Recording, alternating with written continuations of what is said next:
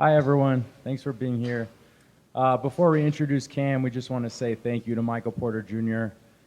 for the last 7 years of his contributions to the organization. We don't win a championship without him, and we know he's going to do great things in Brooklyn. Thank you. Cool. Cam Bentorando from the Denver Post. I know when you get traded to Denver, the initial thought is probably a lot of excitement to play alongside Jokic, but sort of part of what has made this team pretty effective for the last few years has been sort of the synergy of that entire starting lineup. I'm curious sort of your impressions of the lineup as a whole and how you kind of fit into that group of. Yeah, playing in the league, you get to play against each other teams plenty of times throughout your career. And so I got used to how Denver played and playing against them. And it's it's a tough style to play against. And the fact that they can attack from so many different angles. Now, me being a part of that, I'm really excited. That's the kind of basketball I want to play, where kind of everybody's in tune with each other and able to play off each other and, just be able to generate the best possible looks, be able to defend effectively, get up and down the court, pitch aheads. I've seen the way they played, and to be a part of that now is really exciting for me. Ben and John, questions for you. Were you targeting Cam early in this process? Understanding you were trying to move MPJ at some point, but were you targeting him? And how did he make the rest of this kind of off-season fit for you? Was it critical that move happened, or how did those pieces all fall together for you guys this off-season? I say pretty much a combination of all of that. Obviously, he was a guy that was on our radar. We were looking for a seamless fit, given his versatility, both offensively and defensively. It made a lot of sense. Through hours and hours of talks and negotiations, kind of getting that reassurance amongst ourselves, it made sense. It's the right decision. Yeah, I would agree with John on all that. I mean, we definitely we had our eye on him, and when the season ends, we make our calls and we check in with other teams and we see what's out there, and we feel really lucky that it came to fruition. Cam, just in your own words, what would you say you're bringing to Denver? Team first mentality. I want to win. At the end of the day, I want to win. I want to win a championship. And obviously, we have the pieces to do it here. And that's what I'm most excited about. I think offensively, I've always been known to shoot the ball. I think there are more aspects of my game, but, just being at the team's best in terms of ball movement, making the right plays, finding the right shots, and playing off of some really good players, and then defensively fitting into the schemes that they have. I'm really excited about that, and my goal, number one, is to win. And the teammates that I'm surrounded with, the coaching staff that I'm surrounded with is such a great opportunity for me. Cam, when this first was reported, you talked about a house swap with Michael or something along those lines. Did anything come of that first off? And then what advice did he give you about coming here, team, fan, city, et cetera, et cetera, et cetera?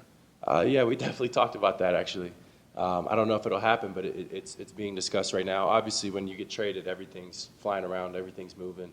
And so, as the next couple of weeks wind down, we'll start to become a little bit more established in our new markets and figure all that stuff out. But, yeah, I mean, it's not really that much to explain. It's a great situation where you get to, like I said, over and over and over again, you get to play with great players. There's a lot for me to learn about the city and a lot for me to learn about the fans of the Nuggets. And, so far the reception has been incredible. I'm in random places where I wouldn't expect to find any Nuggets fans, and it's like, whoa, go Nuggets, like we're excited. And it's been all over the place, no matter where I've been over the past couple of weeks. So that's really encouraging. And it's really promising. And, when we play for the fans, like it really gives you something to be prideful of. And so that's a huge perk of playing Denver that kind of jumped out at me. Real quick, what's the most random place? I spent my off seasons in Arizona, and it was maybe a couple days after the trade. I was at a breakfast spot just near my house, just casually chilling, and this whole table, I'm talking 10 old people, were like shaking, like besides themselves. They're like, we've been Nuggets fans for so long, like we live in Arizona now, we're huge Nuggets fans. Like the lady's like almost crying and stuff. I'm like, oh, this is awesome. Like But it was pretty random, and it was pretty soon after the trade. So the excitement around it has been really positive for me. And, just a chance at winning is something that I really relish and something that I'll do everything in my power to contribute to. In the back, Brandon Cristal from Gorilla Sports. So it's kind of for all y'all, but Cam, how exciting was it to be the first of a series of moves with these other players that came in? They're obviously an established team with some established stars, but the other moves that they made and you being a key to that. And then for Ben and John, too, can you kind of take us through the other couple of moves you made after you made the Cam trade and why those worked? Yeah, obviously I keep a close eye on all the movement across the league at all points. So after the trade and when I found Tim is joining us here in Denver, Bruce is joining us here in Denver, and Valanciunas is joining us here. Like, those are three phenomenal players in terms of guys that are versatile, guys that have defined skill sets, guys that can really seem to contribute to what everyone is building here. And knowing those guys, I didn't know them, like super well before this, but I've seen their games. I've seen them play. I've seen them over the course of my career and before I got in the league. And it just seems like the front office here has a very strong vision of what they want, of what they kind of wanted to attack this offseason. And it's really cool to see. Yeah, I think Cam spoke to it initially. I think one of the biggest things we look for with all the moves is being able to adapt to what the league may throw at us on any given night without sacrificing our baseline and our fundamental approach to the game. And so obviously that's easier said than done, but being able to find like-minded individuals who can fit those roles. I mean, look, we've been in Vegas the past couple of days with Summer League, and these guys have popped in and out, got some time with our young guys, supported the games, just mentally and physically, they're there and ready to take on this challenge. For John and Ben, how much input have you had from David about the style he wants to play, and how influential has that been on these moves that you've made early on? Very influential. We're constantly communicating with him, and we're lucky that he's been so helpful in these conversations.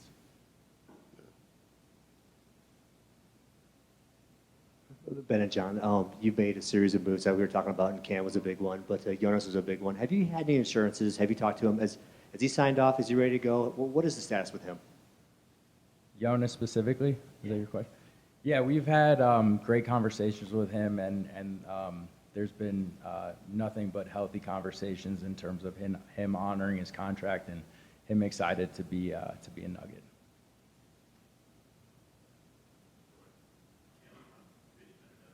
Is that a lot of people have been really complimentary about the way you kind of see the game. So I'm curious if that's something that's always come naturally to you, or were there people earlier in your career who stressed the importance of kind of like thinking the game at a higher level? It's a good question. I think it's always come naturally, but with that, you have to understand that there's always a ton to learn. So when I came into the league after 5 years of college, and still I knew that there was a lot to learn. So I listened to the coaching staff. I had Ricky Rubio on my team, Devin Booker, who's my age but had been around the league for a long time, Kelly Oubre, just the vets around my position, just watching, observing, seeing how the game developed, seeing kind of the reads, the mindset, the work, everything that goes on behind the scenes.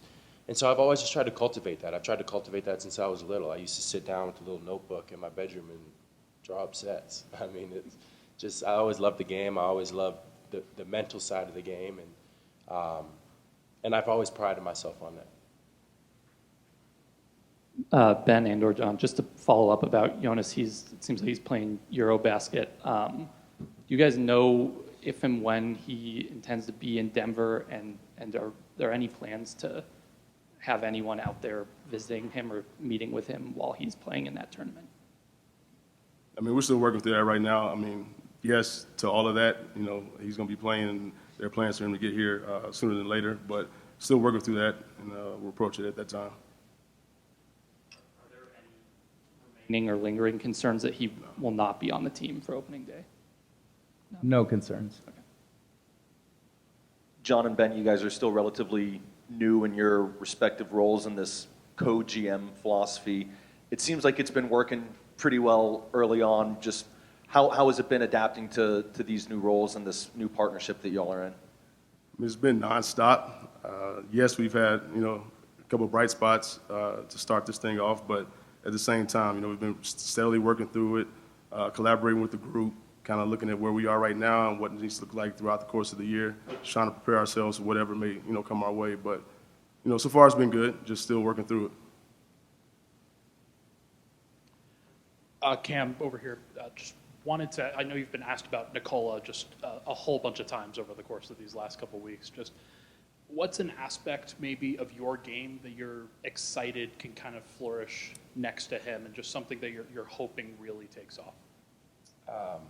I'd say relocation around the perimeter, whether that's finding the open spot for a three or a cut. I know maybe his best ability is just understanding where he is in space and where his teammates are in space at all times. And so one thing that I've always worked on in my career to take next steps, to be able to be on the court, to be able to get playing time, is finding windows offensively. And so, in playing with a player like Yoke, I find a spot and there's a high chance that he's going to put the pass on time, on target. So for me, it's going to be a lot of that where I'm just, playing off of the guys on the court and then making reads off that. And that's how I love to play. That's my favorite kind of basketball. And so I'm really looking for that part of my game to, because I had a lot of less catch and shoots last year. I was a lot less of a catch and shoot around the perimeter. And so that might be something that gets a little bit of an uptick this year. Building off of one of Cam's answers, he said his goal is to win, team player.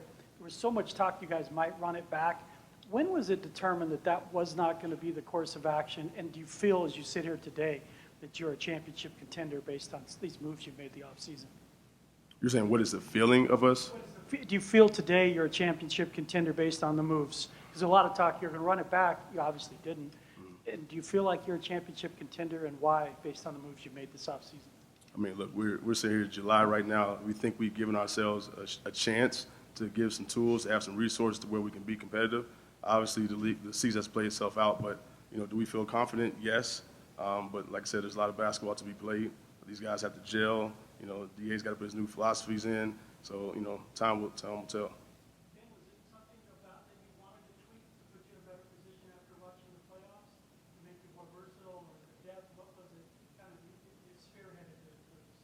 Yeah, I think going to the offseason, the goal was to add depth. That could have been by not making a trade and just making a couple of signings in free agency. But our job is to always, focus on making the team better, and that's what we feel like we accomplished. Kim, you talked about winning. You're kind of jumping onto a moving train.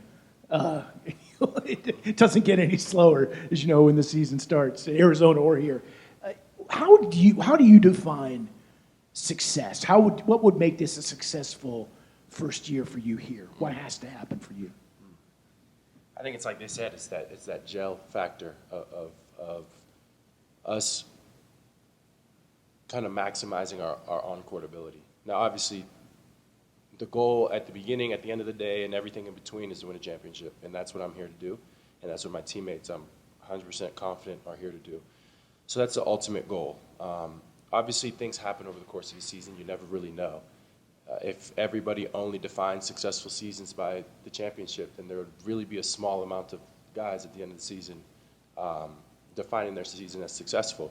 So it's a wide range of things, and I think it starts with how well we can gel and how the system works and how effective we can be within that. But that doesn't take away from the fact that, yes, the goal is to win a championship, and that's why we're all here. For both Ben and John, kind of just following up on the roster conversation, you guys still have an open roster spot remaining. How much pressure is there? Is there any pressure to fill that 15th man spot before the start of training camp? I wouldn't say there's pressure. We're going to be patient right now. We feel really good about where the roster's at, and if we feel like it's important to add a 15th, we will. But no pressure right now. Really go overall. You're not looking for a lot necessarily, but I guess specifically with the guys you're counting on, and namely Deron Holmes, how'd he look? Looked really good. I mean, last night, he got a very impressive game. I mean, first half he had, finished with, I think it was 11 and 11 going into halftime. So, those are promising. I think the big thing for him and some of the other guys is just to get the reps. With the team structure as how this team is, it's hard for those guys to get a chance to play. in those meaningful minutes. So this is time for them to kind of relax, have fun, and get back to just getting those instincts sharper and then playing through that.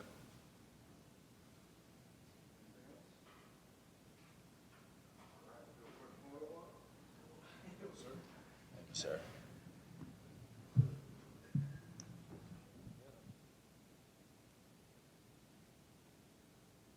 Ask Cam if what if anything Jordy told you about Denver. Yeah, he said it's a great spot. No, it's all good. And we had so my PD guy in Brooklyn was Connor Griffin, who spent years here too. And so I talked to them after the season, and they said nothing but great things about the people on staff here, the people in the building, DA, the guys on the team, and they said it's a perfect situation for me. And they know my game, they know me, and so I trust them in that. And I talked to Connor right after the trade, and he's like, "You're in a great place, man. You know what I mean. You know how that goes." So everything about that was positive, and I have so much respect for that coaching staff in Brooklyn. I really appreciated him. I really loved playing for Jordy. I think Jordy has a tremendously bright future in this league, and I think Brooklyn has a bright future too. And so obviously I'll keep up with them. And you guys understand this by now. Like the NBA, once you're in it, you develop those relationships, and they don't just leave when you get traded. They don't just disappear. So those are my guys for sure.